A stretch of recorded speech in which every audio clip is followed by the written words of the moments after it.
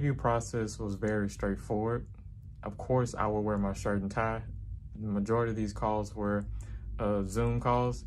Maybe a handful of them I actually had to go, like drive to the office, the agency's office, and actually have an in-person interview. But 9 times out of 10, the majority of these calls were virtual interviews, which was cool. But I would say the main thing to make sure that you have prepared, that I had prepared during these calls, were stories. And so some of the questions that I was asked were mainly, they were Google Ads based, but also like team oriented and team focused based questions. So they would ask, of course, questions about like what you would do in Google Ads if XYZ happened.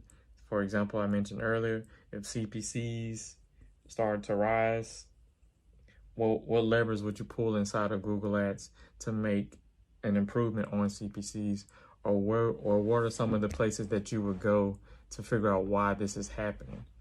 And I had to basically figure out why, or use my initial knowledge and my research that I used at the very beginning of this journey to tell them why or how I would improve CPCs over time.